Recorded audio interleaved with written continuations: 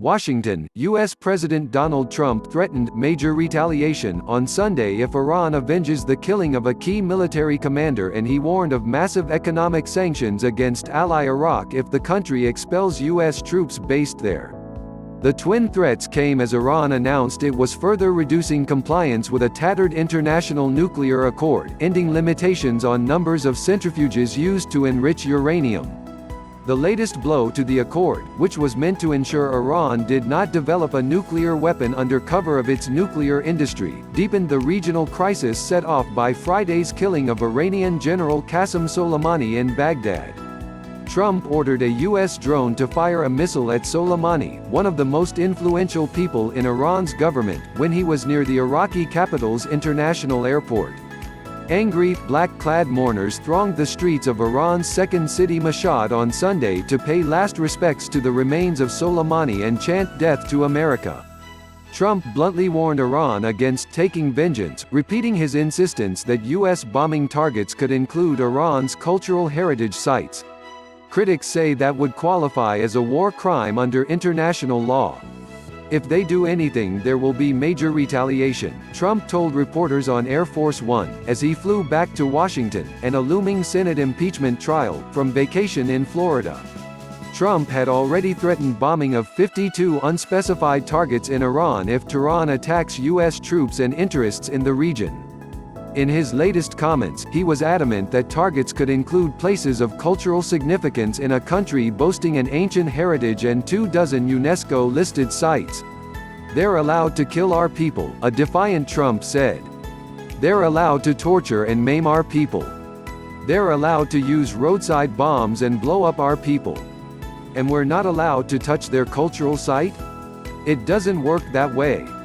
Iraq tensions also soar. The situation in neighboring Iraq, a U.S. ally, also deteriorated, with the future of some 5,200 American soldiers there in doubt.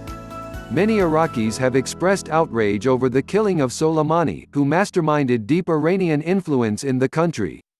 A top Iraqi military figure, Abu Mahdi al-Muhandis, was killed in the same U.S. strike. In Baghdad, unidentified attackers launched a pair of rockets on Sunday, hitting near the U.S. Embassy in the high-security Green Zone for the second night in a row. That was just hours after Iraq's foreign ministry summoned the American ambassador over the drone strike. And Iraq's parliament voted to request the government end an agreement with a U.S.-led international coalition to fight the hardline group Daesh in the region. If the government agreed, that would effectively require the departure of U.S. soldiers supporting the local troops in the anti-Daesh fight. Caretaker Prime Minister Adel Abdul Mahdi, who called the U.S. drone strike a political assassination, indicated he would back the troops' ouster. He said the choices were immediate expulsion or withdrawal under a time frame.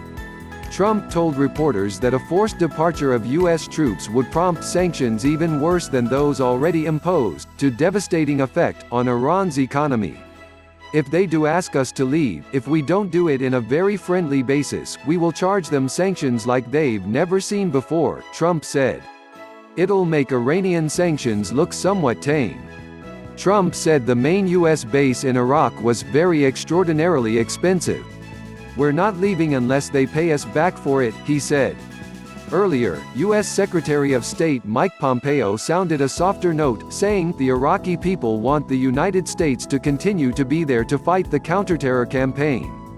Threats and revenge calls. Soleimani was one of Iran's most popular public figures, seen as a hero of the 1980–88 Iran–Iraq War. He was also the key figure behind Iran's effective network of proxy militias and alliances across a region where Iran is in often deadly rivalry with U.S. allies Israel and Saudi Arabia. Iran's supreme leader Ayatollah Ali Khamenei has vowed severe revenge. What that will look like is the subject of heated speculation in the Pentagon and the White House. Analysts say Iran may be limited in its room for maneuver if it wants to avoid full war with the far more powerful United States.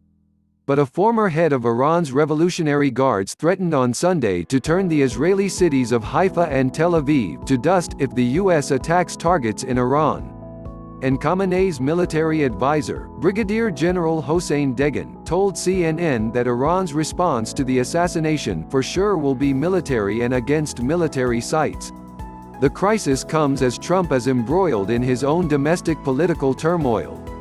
He was impeached by the House of Representatives for abuse of office and obstruction of Congress. The Senate, where his Republican Party has a commanding majority, is wrangling over when and how a trial will take place, as the clock ticks down on the November presidential elections. Please subscribe our YouTube channel Listen News here. If you like the video, please like, comment and share the video.